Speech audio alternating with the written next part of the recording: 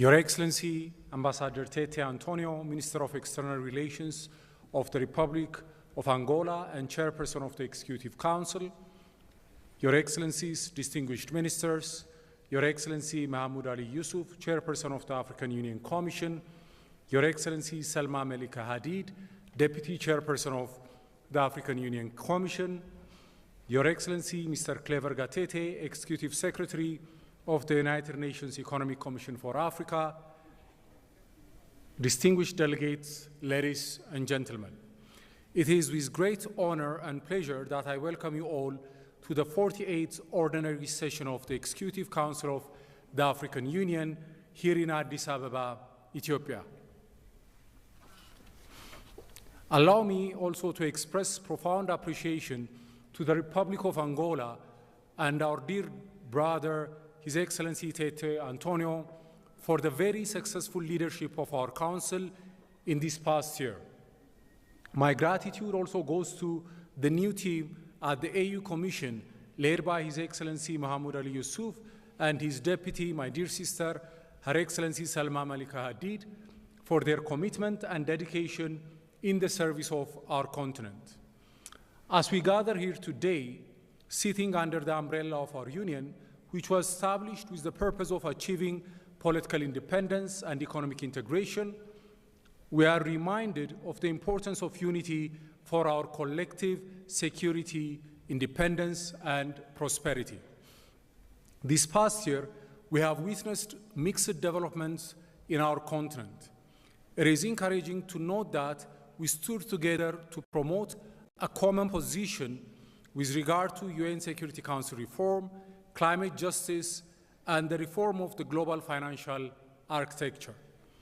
A common position on these matters was on display, in particular, in the first G20 held on African soil in South Africa, Pretoria. Several elections in our continent.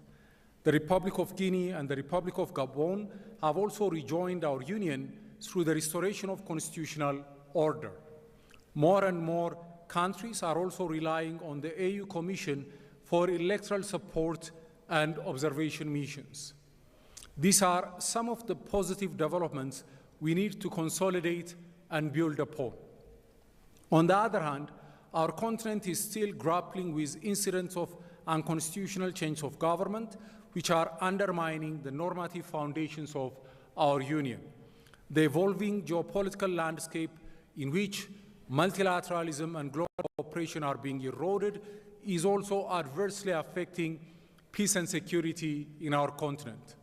Fierce competition for technological supremacy, control of critical mineral resources, and major logistics routes are becoming a dominant feature of international relations. Trade and economic cooperation are becoming subordinated to political and security considerations. In this context, many big and middle powers are viewing Africa as a site for their competition and as an instrument of their ambitions. Unfortunately, a mentality of domination, extraction, and exploitation still colors the prism through which many external actors view our continent. African unity must be real, and African Union must be strong if we are to defend our continent from predatory moves that might come from all corners. What we need is not mere charity or goodwill of others, but true partnership, and that, more than anything, requires true strength which emanates from unity. Therefore, I hope that this session of the Executive Council will contribute to bolstering our unity and revitalizing our commitment to our shared objectives. Excellencies, this is also a moment to reflect on the economic and social developments of the past year. In 2025, Africa strengthened its regional integration through Agenda 2063 and the African Continental Free Trade Area. The aspiration for a continental free trade area has now turned into a living reality, and its implementation is accelerating in multiple fronts.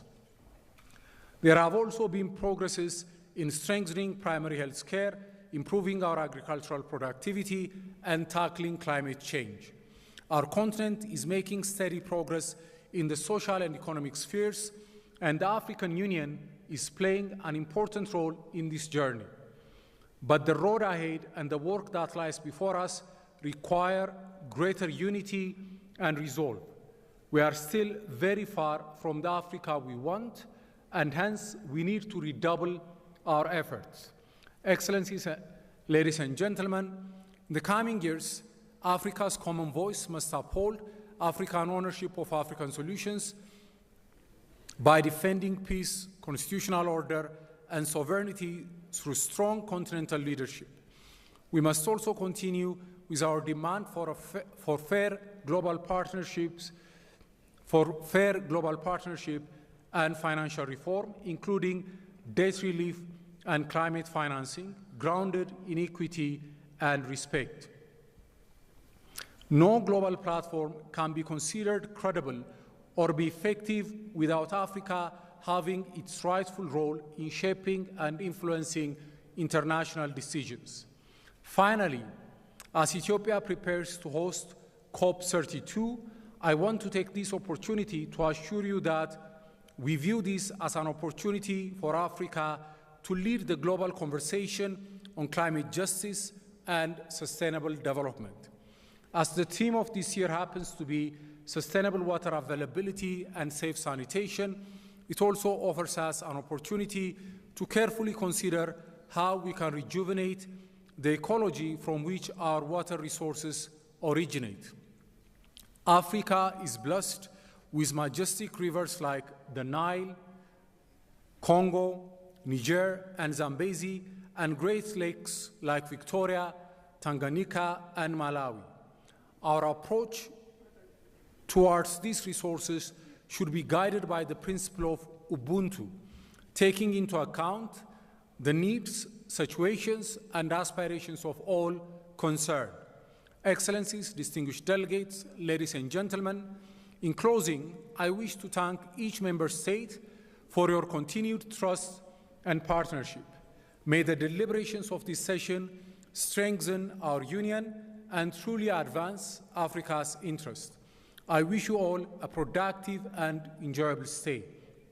Amesagnallo, I thank you, merci beaucoup, shukran, obrigado, gracias, asante sana.